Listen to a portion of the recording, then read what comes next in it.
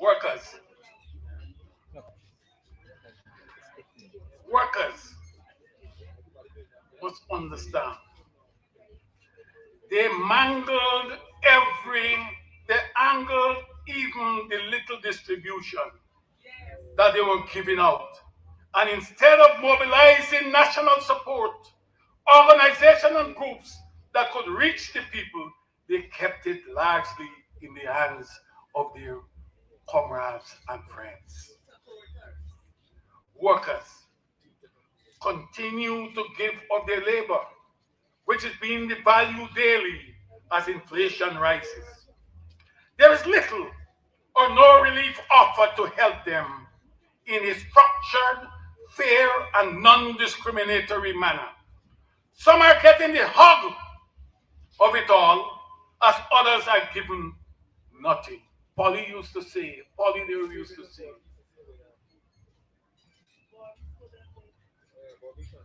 the Polydor used to say, the privileged eat mutton while the workers get nothing.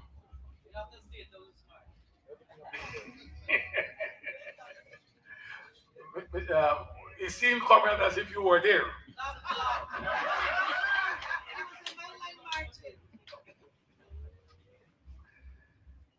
Yes, workers continue to give of their labor. The workers continue to give their labor. Some are getting the hug, as I said, of it all, as workers are given nothing.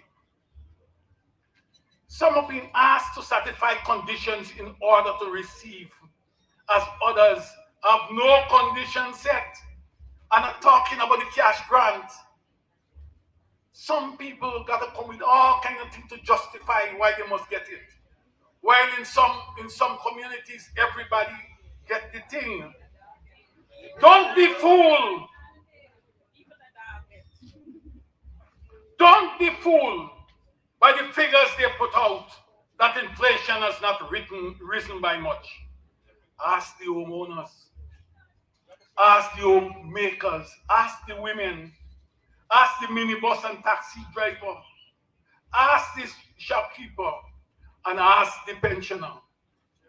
And workers, I ask you, how much can you buy with your dollar now compared to what you were able to buy a year ago? That is not partisan politics. This is facing the reality of working class economics. The working poor, which is what we have been relegated to, we do not need an economist to tell us about inflation. We've seen the thing when we got to the shop. They can see through deceit and phony figures when they go to the market. They're getting money, so when they go there, they can buy it. And they can come with their figures and say, this thing is not so. As workers continue to face hardship, this regime capitalizes on our vulnerability to sow seeds of division and discord. Brothers and sisters, the trade union movement faces many challenges.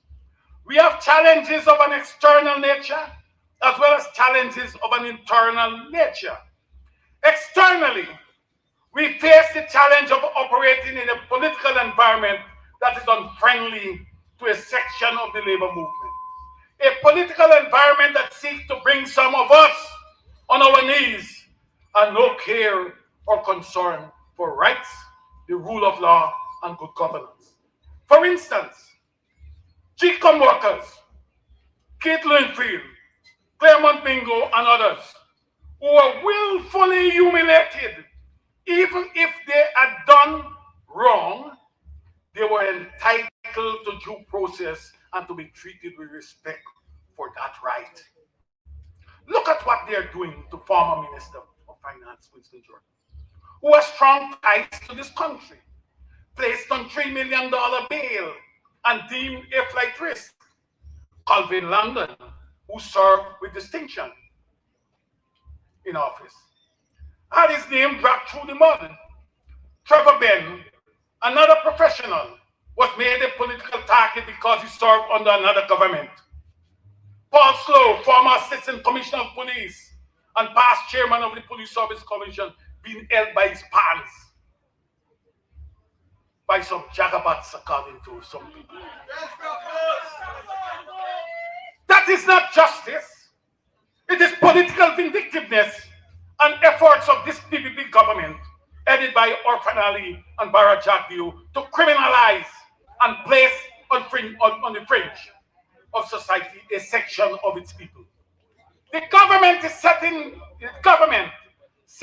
themselves up as a law unto themselves, not awaiting judicial process, but trying and convicting people in a court of public opinion. Today, I send a warning to the workers of Guyana. Life under this regime cannot get better if we, the people, do not know our rights and stand prepared to defend them.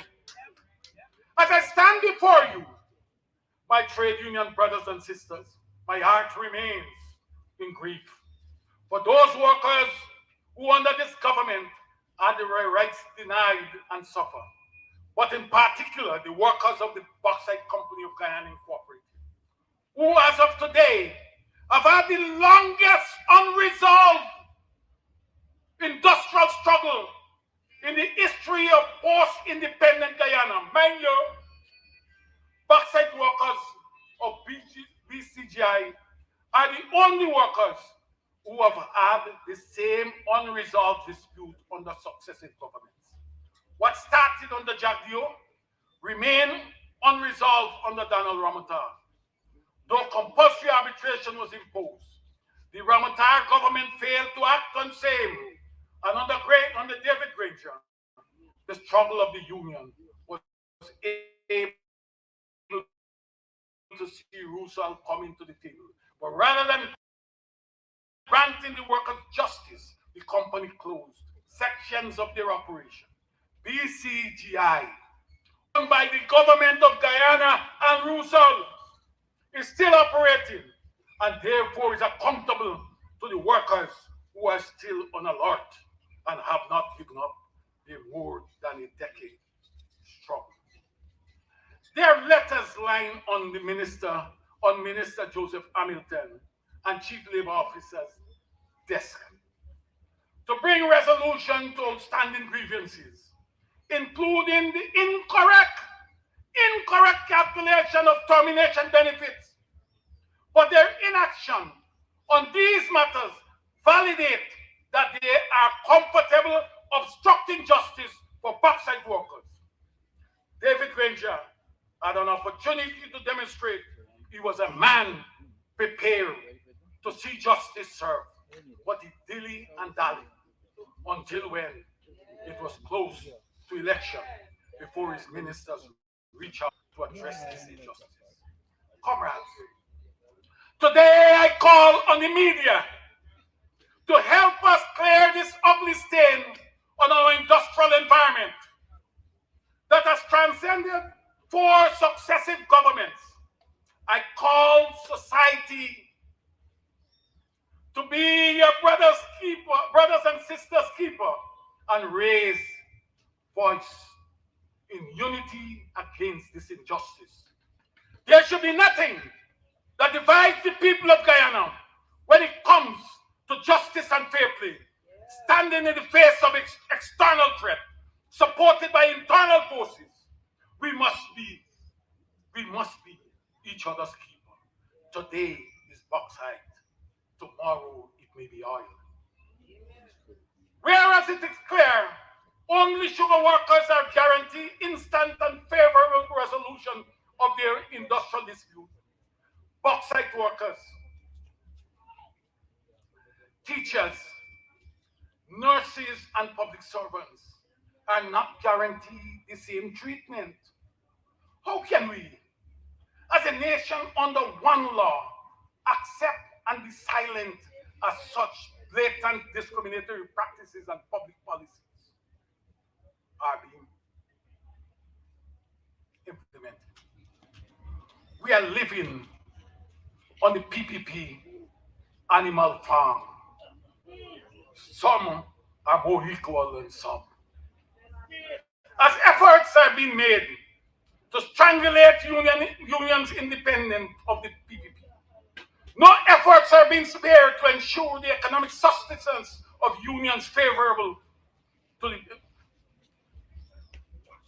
As efforts are being made to strangulate the unions independent of the PPP, efforts are being no efforts are being spared to ensure the economic sustenance of unions favorable to the PPP, including but not limited to finding work for sugar workers even when the factory is down, and to ensure the facilitation of the NIS contribution to safeguard future benefits.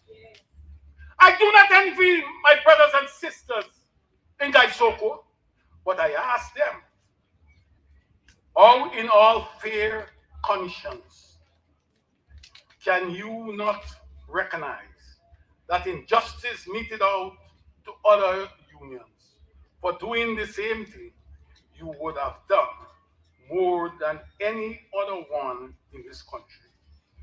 Where is the brotherhood and sisterhood of the labor movement that has been sacrificed under the altar of political expediency?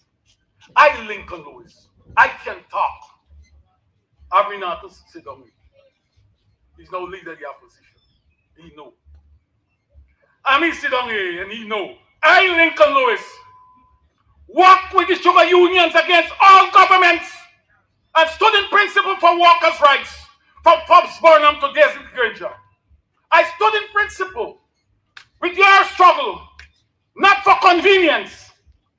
Unions independent of the PPP, like the one that I have come from, the Guyana Bauxite and General Workers Union, who have won recognition for new bargaining units, are facing a situation at the Trade Union Recognition Board where fellow trade unionists sitting on this board are joining with others on the board to terminate recognition that has been issued, though they have no power to do so under the Trade Union Recognition Act. Today I call on my comrades, Carvin Duncan and C. Paul Moran, for doing the same, for doing this thing. I want to say shame on you, my comrades. Shame on you to be doing that. I have written, the union the union has written the government, written to terminate the Trade Union Recognition Circulating Board, and asked them, show me the law. What section of the law that gives you the authority to terminate a recognition agreement? They write back, and you know what they said? The decision was unanimous. It is not the who vote for it. Show me the blasted law. These men have no regard for law. They have no regard for laws. They have no regard for universal principles. They have no regard for the ILO core labor standards. We have to take them on. Yes, I remind you, comrade. I remind you, this is the PPP animal farm, where some are more equal than some. They continue to undermine the very foundation of trade union economic sustenance by denying some workers the right to join a union of choice and benefit from collective bargaining, as they do in the wider society, pitting one group against the other. They have done in the labor movement, successfully dividing us and only seeking unity when they are out of government, in the belief that they will use those affiliates of the GTUC and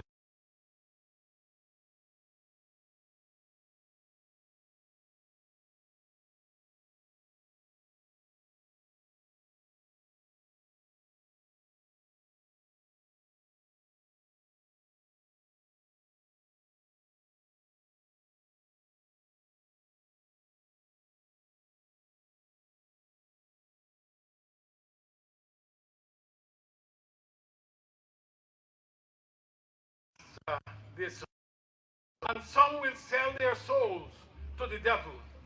We on this side of the border morally remain bound by universal principles and workers' rights. A threat to any worker in the 83,000 square miles of Guyana will be perceived as a threat to all workers. We take a stand as guardians of the legacy of Hubert Nathaniel Critchlow, Joseph Polydor, J. Phyllis Gay, Ayub Eden, and others, and will stand steadfast to ensure and support the struggles of labor, where and when necessary, as we see it fit. As we see it fit. Nobody is going to instruct us what we do.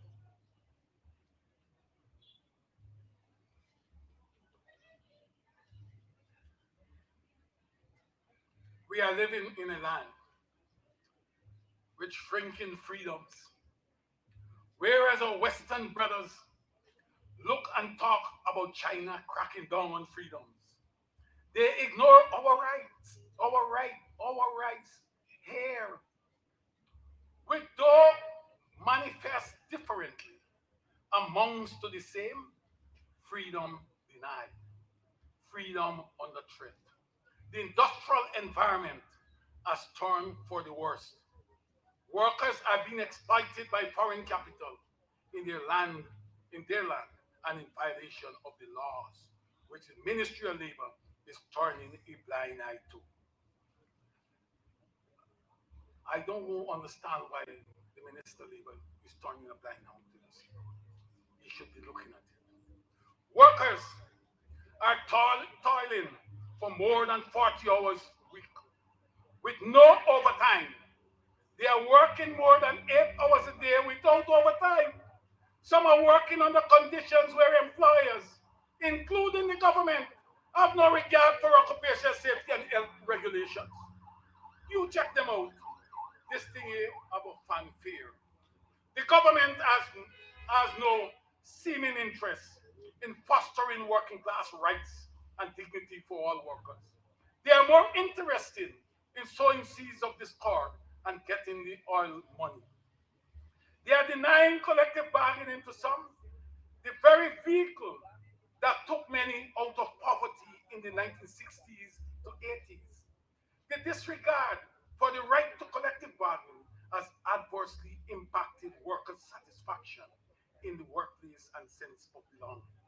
When people or workers feel they aren't given a voice to articulate and represent grievances and opportunities for upliftment and management could get away with, with violating laws and transgressing rights, it creates an environment of hostility, fear, and malaise, affecting workers' confidence and the organization productivity level. Collective bargaining works to the benefit of both employer and workers because it cultivates a harmonious industrial environment which positively impact production, productivity, and reward of labor. Look at the successful unionized companies like Banks DIH, like Guyana Telephone and Telegraph Company, and Sol. These are these are lessons to learn. We must learn from them. And I say this to both workers and employers. Learn. Look what is going on. Now, to the NIS. I don't know it, but I'm getting the impression at times that it is owned by some people. You know, I'll tell you something. I've been around long. When Bonham government put that NIS in place, there were a group of people who were walking around and tell them, don't join it. Yeah.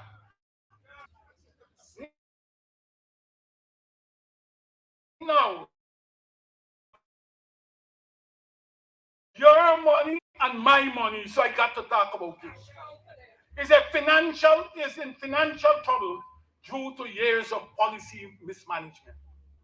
It is insufficient for Jack Dio to merely state the scheme's inability to pay increases and of their intent to maintain pension or presenting his mumbo jumbo numbers in response to criticism of the statement about settlement. NIS, comrade, is the workers' only safety net, and it must not be allowed to become insolvent through poor political policies. Jack Dio must also not be given opportunity to de-emphasize the impact of his party and his party.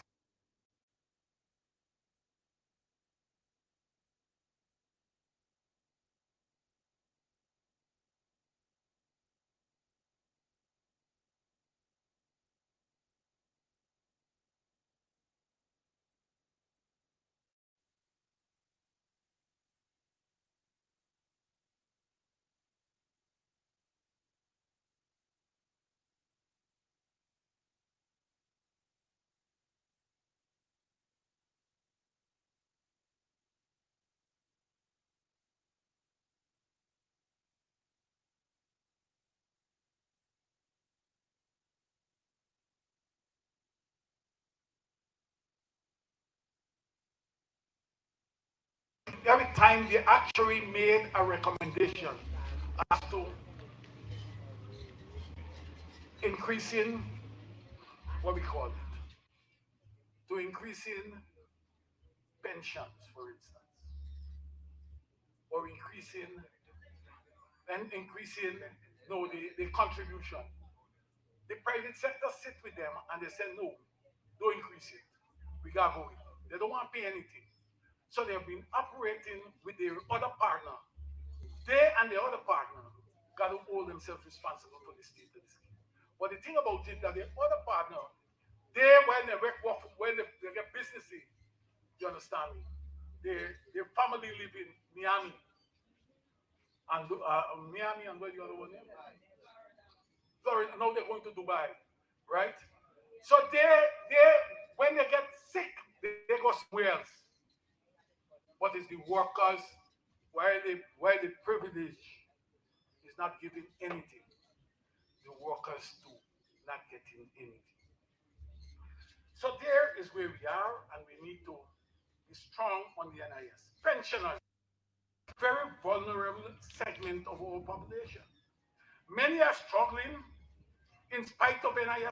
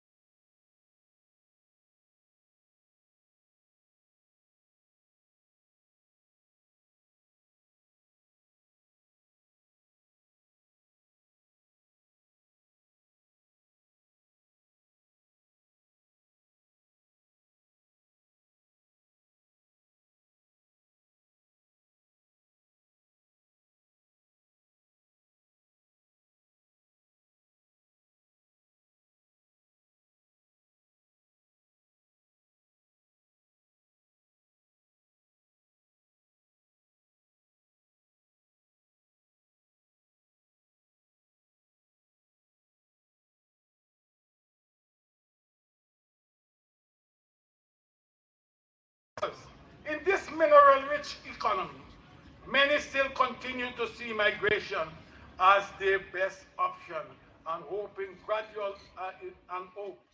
gradually lost, as economic wealth, acquisition, and survival seem only for the fittest of all. As and by fittest, I mean those who turn a blind eye to the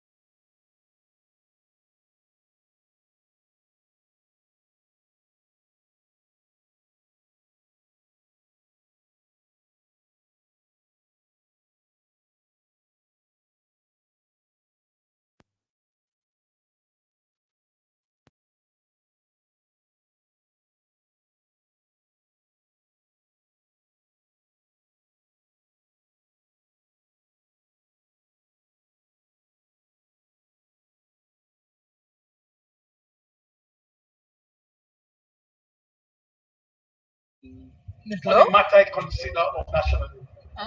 This I heard like a battery low. Sorry. I heard like a battery lower. That's how you I received a call. Oh my god, I knew President bad. Ali was inviting the trade union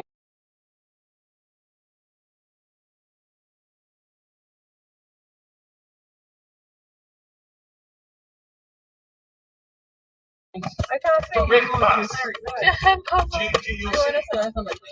Welcomes the opportunity presented in the invitation to meet. We see such meeting as important and are open to having fruitful engagement.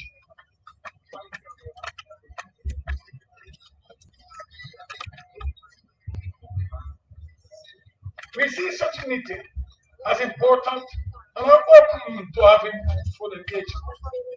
This importance is based is based on the backdrop of the role of labor in Guyana national development. It therefore gives hope that President Ali sees the wisdom, is prepared to recognize the constitutional mandate of the labor role, constitutional mandate of labor's role in the development of this nation, consistent as I let me repeat Article 38, 140, 147, 146. Oh God. Oh, I trust that this invitation is sincere and intended to satisfy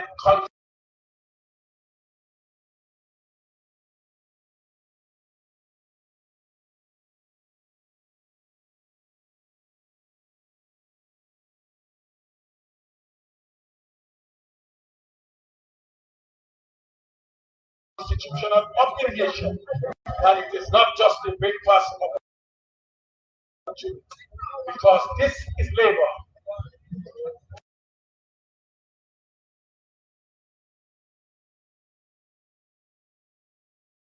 This is Labor Day, one of the most important days on the workers' calendar.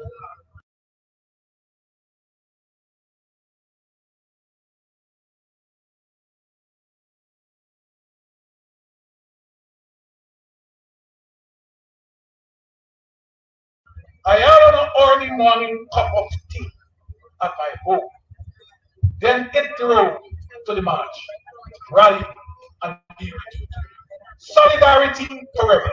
Solidarity forever. The union makes us strong.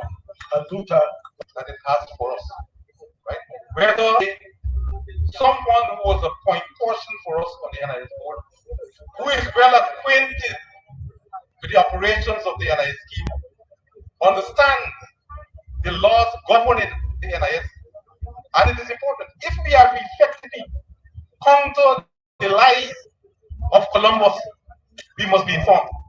So I will wish to invite to the podium Mr. Christopher Rapp, representing Article 13, which gets its name from the Constitution, and it's a committee that monitors closely governance of the present regime.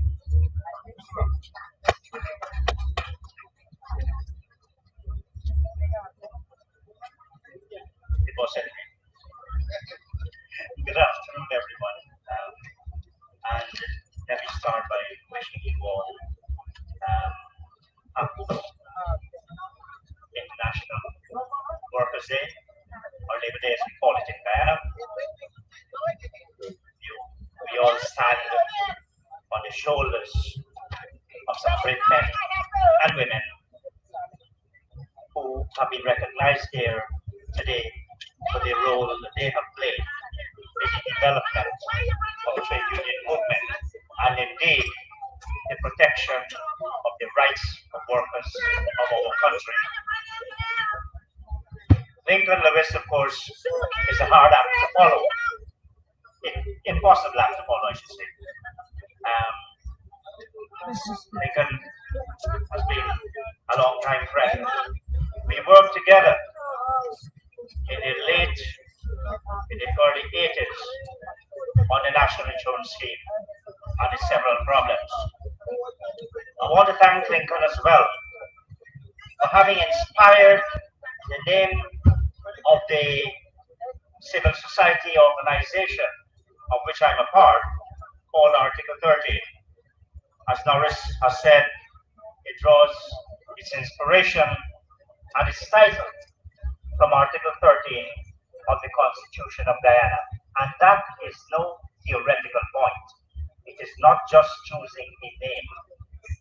Article 13, as an instrument of the Constitution, gives every one of us a right to participate in the decision-making processes that affect our political, economic, and social rights.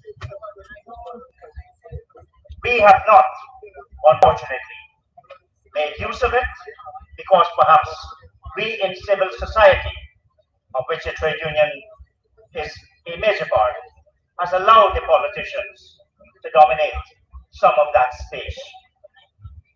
More importantly, Article 13 and the objectives, it talks about the basic principles of our society, have been elevated as a fundamental right worthy of protection in Article 149C of our Constitution. My appeal to all of you, and especially the Labour leadership, because Lincoln and Norris have said we must hold all our leaders responsible, not only you could probably check in the office there though. And The last door. You see the last door there? No, not a. Yeah, go there and by the step to get door. Okay, thanks. Right? you have been here for a long time. I don't wish to carry you much longer. I just make a few points, and I recognize I have to deal with the question of the NIS. Guyana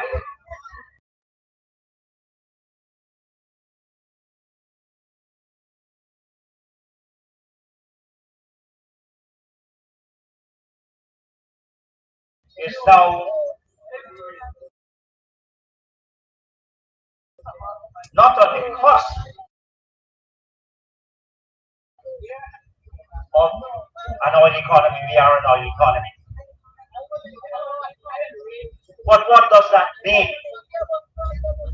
It means that it's part of the patrimony And if we, I don't want to get into law and all of that, but it's part of the patrimony, not only for this generation, but for succeeding generations.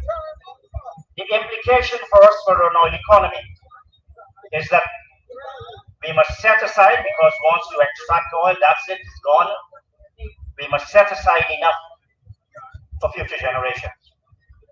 And importantly, for the current generation, we must make sure that the oil economy and the benefits of oil accrue to every single us, are given tax-free, are now made tax-free. But the workers who create the revenue continue to pay taxes. That cannot be right. That's not fair.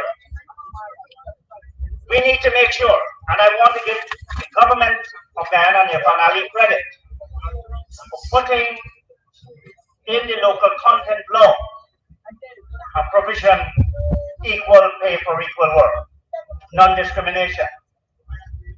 It is very important that the union leadership and the representatives must see that this takes place and it happens in every single oil and petroleum operation in the country, whether it's a contractor, subcontractor, or anyone down the road. We must make sure equal pay for equal work. But I also want to say this. We must not allow money from oil to detract us from the social,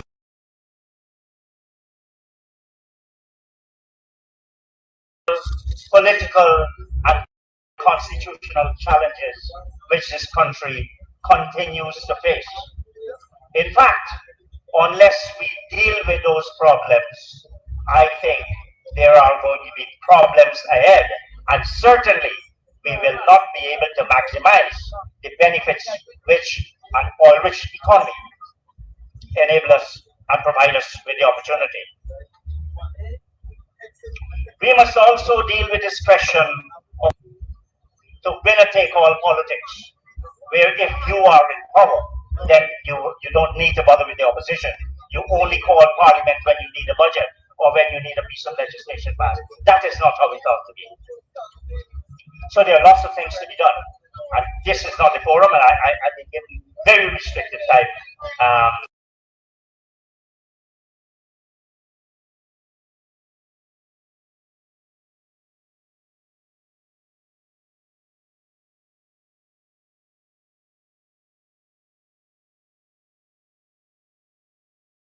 So I wouldn't say anymore, but we have a lot of work to do. I would like to see the TUC start addressing these things in the Polydor Auditorium, as we used to do many decades ago, Lincoln. Now the NIS. I don't want to take the credit Lincoln and Norris are trying to assign to me.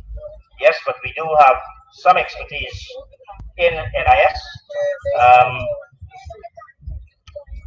What we have there, the latest actuarial report, 2016, has still not been addressed. 2016 actuarial report has not been addressed. It has not been tabled in Parliament. I'm not even sure a copy has been given to the Trade Union Congress.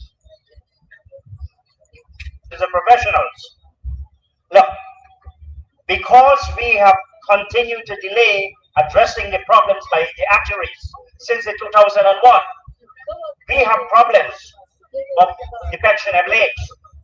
If you look, 1969 when Burnham introduced the NIS, and yes, that is an actually accurate reflection, people were being discouraged. The average life expectancy was much lower than it is now. And economically, we have the situation. So you have the pensionable age is an issue. The retirement age is an issue as well. And very importantly, the contribution rate. At the moment, the National Insurance Scheme is bankrupt. It can meet only its debts on an ongoing basis. But actually, the NIS does not have the means to meet all its obligations. I and we all know that ignoring a problem does not make the problem any lighter. In fact, it exacerbates the problem.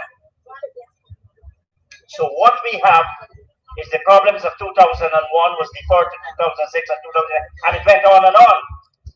And now that we are faced with it, we have some very harsh and hard decisions to make. But in the past, we've seen where, and I've said this before, when we had the economic recovery transitional arrangement, we should have used some of that money to fund the NIS. We did not do it. Let us take some of this money that we have from oil. Let us make and capitalize the national insurance scheme so that no worker must ever have to worry whether or not their pension, their sickness benefits, or whatever else benefits is secured. We need to make sure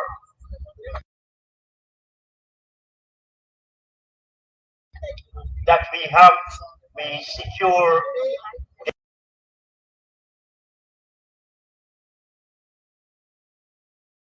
the NIS by some creative means. I was talking with a friend this morning, and this question of the inadequate returns by the national insurance scheme. We made very poor decisions in the past, are commendable. Why don't we use, as Trinidad does? Trinidad has set up a mortgage finance institution, owned partly by the government and owned partly by the national insurance scheme.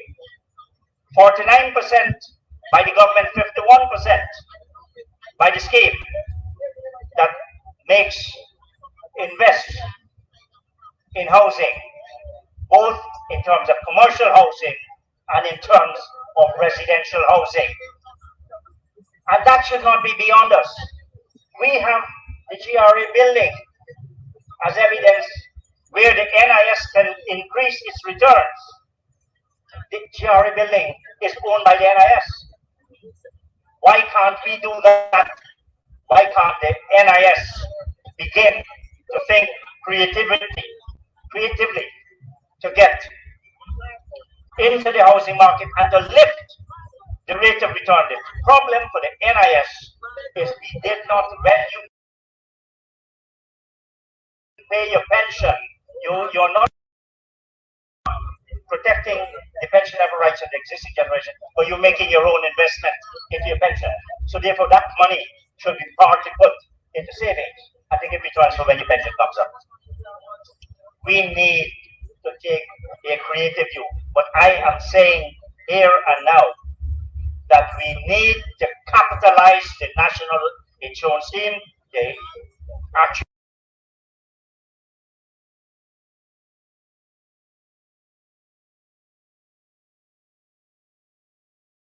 actuarial report is due for the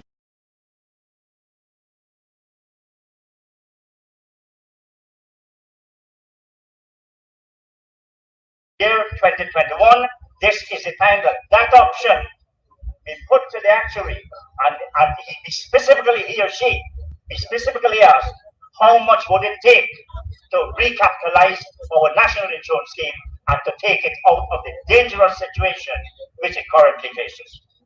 I think that must be one. We have begun a review or a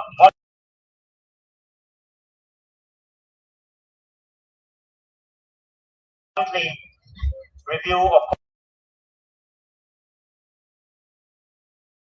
cost of living, where we have what we consider a standard basket, independently produced.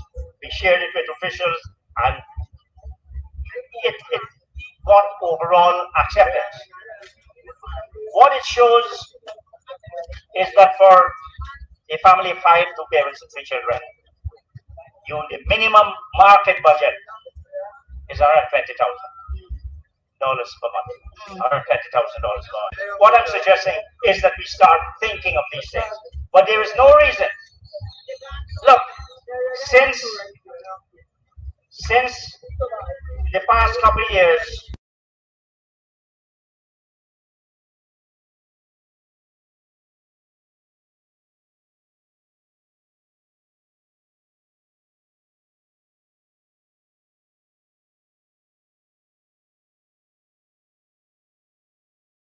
we have had an increase in the rate of GDP of over 200.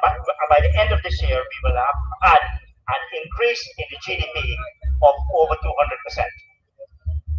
What about the increase in the minimum wage? That's what we pay less, just about $200 per day, per month, as a minimum wage is a disgrace in a country that both in the world. They just don't sit well together. And there is no reason, there is absolutely no reason, other than the private sector is opposed to it. And let us not fall for $60,000 anymore. $60,000 was put pressing issues facing the workers, not some of the labor movement, the workers, of which the leadership constitute a wider whole, is this question of cost of living. Why do you think we have so much corruption in this country? We have almost at every level in our country. And it's something that we have to deal with. We're all part of it. Let us not pretend. We have cultivated and built a society that relies on corruption. We have to stop this. But it will take strong leadership. We have to call, and I hope you talk on Labor Day. We have serious problems of governance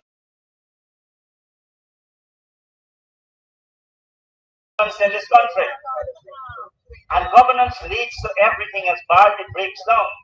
Our constitution, the preamble to our constitution, requires us to observe the rule of law. And what is the supreme law of Guyana? The Constitution. And the Constitution is broken every day in this country. We have to deal with these problems, and we have to have trade union leadership that is prepared to fight for issues, whoever is in the government. It is a tragedy for this country, tragedy for workers of this country.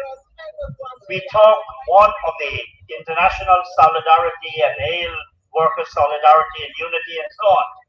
And here we are, we have competing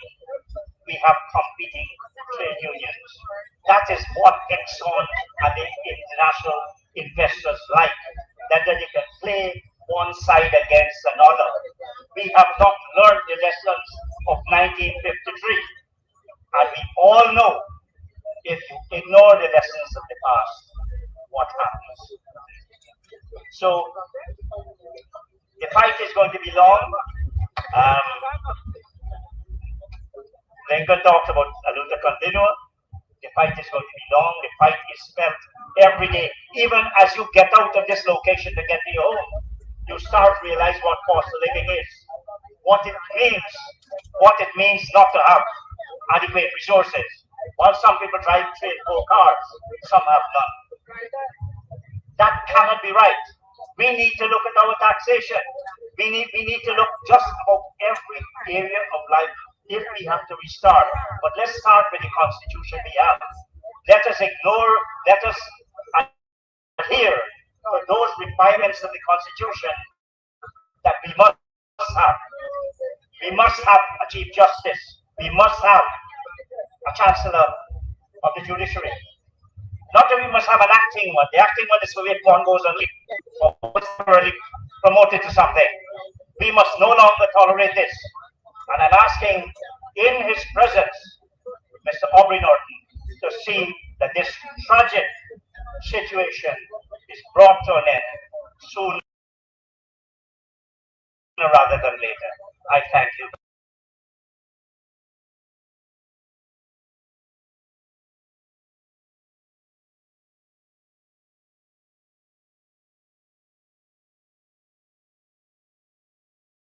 very much and enjoy the rest of the day.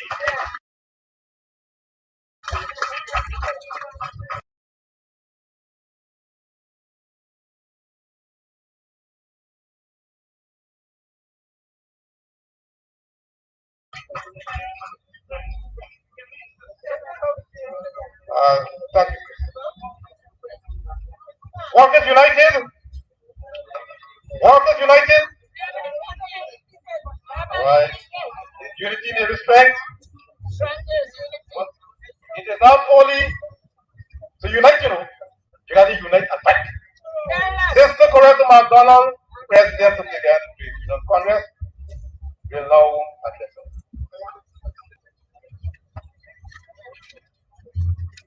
Until the philosophy which holds one race superior than another. Until that day, there'll be no peace. Leader of the Brother Hamilton Green, former Prime Minister of Guyana, colleague parliamentarians, brothers and sisters, Sister General Secretary of Guyana, this is Guyana, Regional Chairman, Brother Daniel,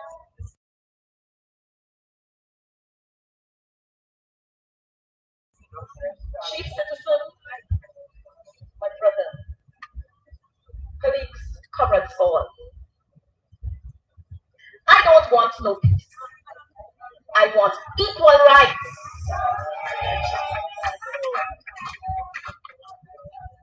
Here.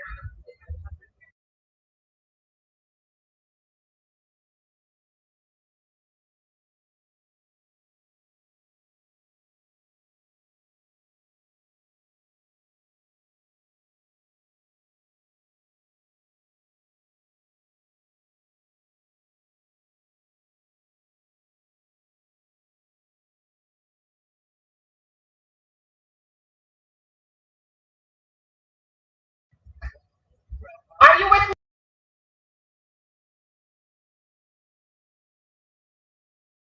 me? There's a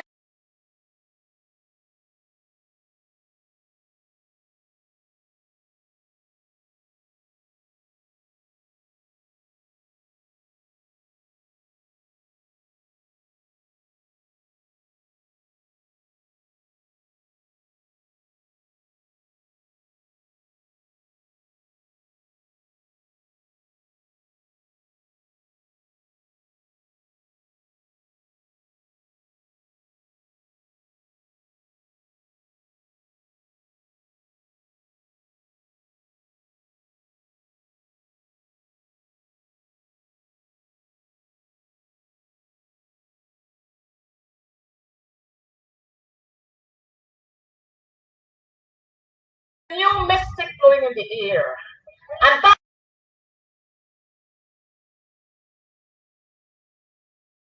and the disrespect that has been shown to all and sundry.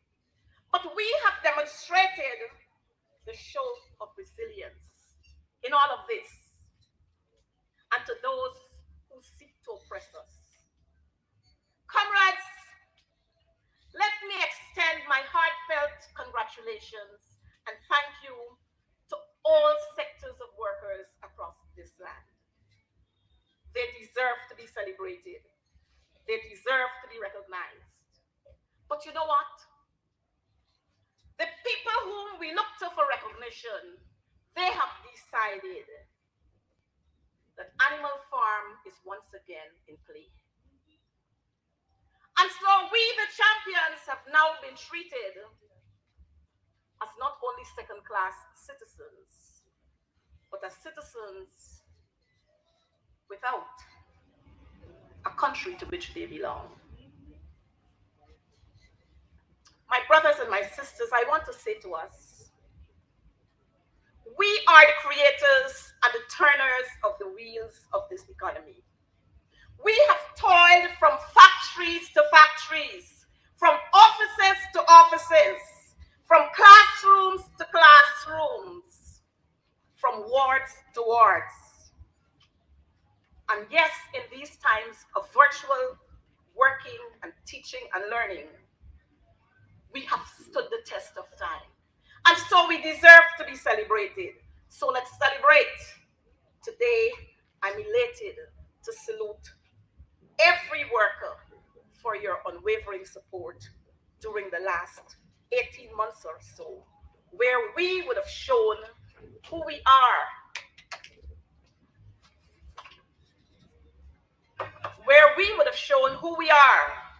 by the way we kept on toiling and toiling and toiling. I must remind our government, this government, that there is no you without us. Let me repeat that. I must remind this government that there is no you without us. Comrades, it is sad that after an absence of 2 years of Workers' Day celebration because of COVID, that we have returned to the days of 2 May Day rallies.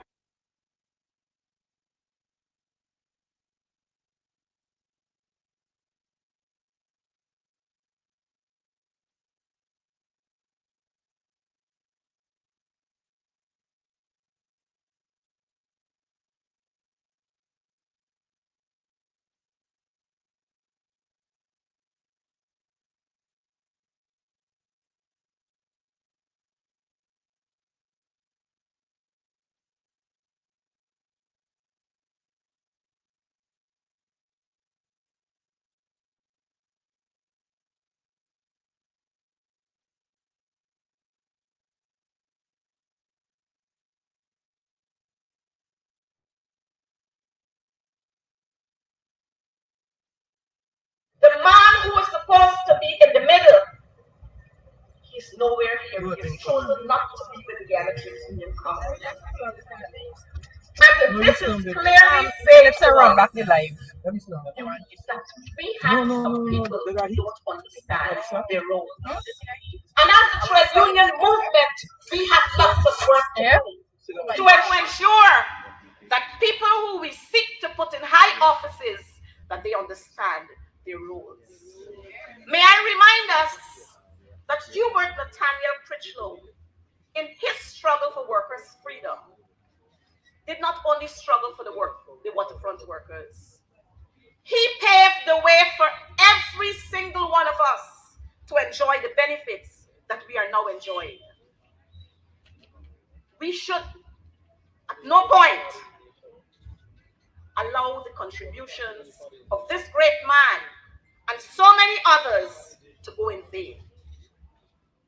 Therefore, it beckons me to urge you, our workers, our members, our comrades, our brothers, our sisters, and our women, to demand from your leaders that they either walk the path that is so outlined by labor or ship out and find yourselves maybe at that roundabout that they have somewhere there with, I don't know what to call it, what a board or whatever to call it.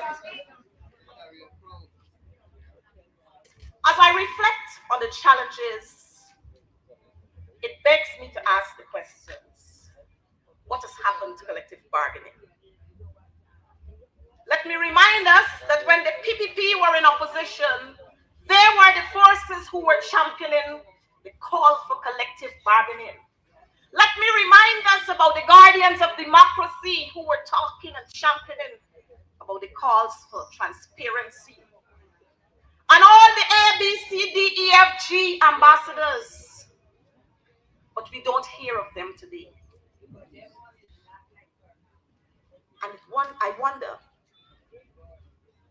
whether the features of the past, those shouts, that they're no longer applicable today. What has happened to dialogue and consultations? What has happened to all of those labor conventions that we signed on to and we speak so boldly about? My brothers and my sisters, as the economy changes, the time is now for us to begin to use our authority, the authority that has been invested in me and you and all of us, to advocate and more so to demand what is duly ours. Gone are the days for arrogance, irresponsible statements, and threats. Because workers' rights are human rights. And every worker must be treated consistent with the labor laws. Our men and women who have served this nation in every sector must be treated and given the kind of respect that they ought to have and their fair share of the national fund, It has been too long. How much more are we going to sit and continue to talk about the struggle and the struggle and the struggle? We've got to start making things happen. And the way to make things happen is to get up, stand up, and fight for your rights. As we celebrate today, I must pay homage to the many who, through their dedication and love for job and country, fell victim to COVID-19 and they've gone to the great beyond. Comrades, their sacrifices must never ever go unnoticed. And the question that I must ask is, what form of recognition was given by the employer/government? Or what provisions are in place for the families whom they've left behind? Comrades, we are living in serious times. And serious times calls for radical changes. We cannot continue to stand and hide behind the covers. We have to allow our voices to be heard. We have to be seen out there, and not today and tomorrow and the next day. Because I can say to you, the PDP understand us. Sometimes they can read us. Don't bother with them. Today, tomorrow, they finish. As women, we have a responsibility. You think God allowed us to bear children, carry them for 9 months, just like that? My sisters, I say to you,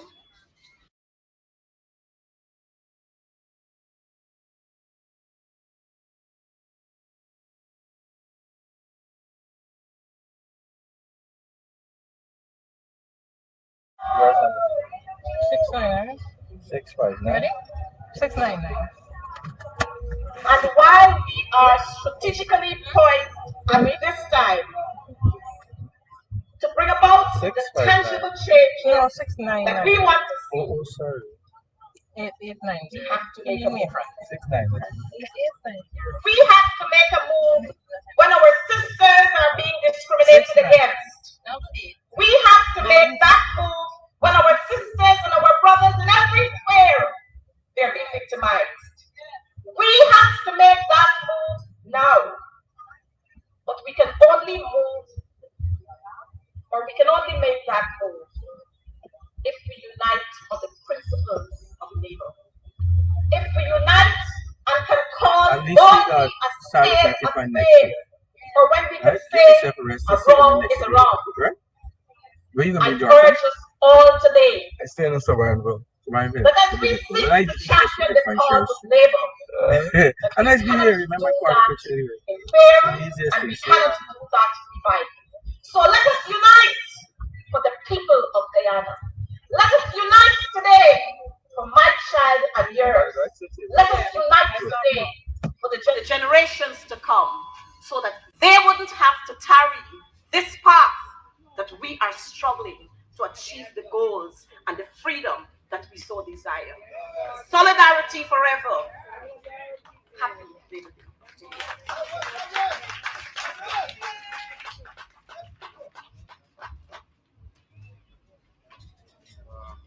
Thank you, Mr. Reto. Brother Lincoln said, Luther continued.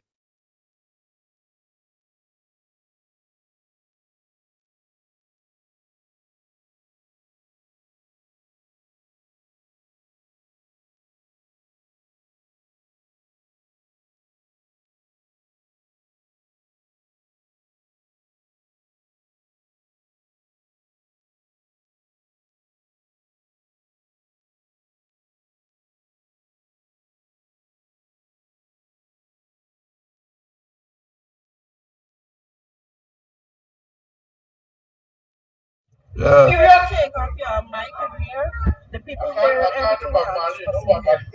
Oh.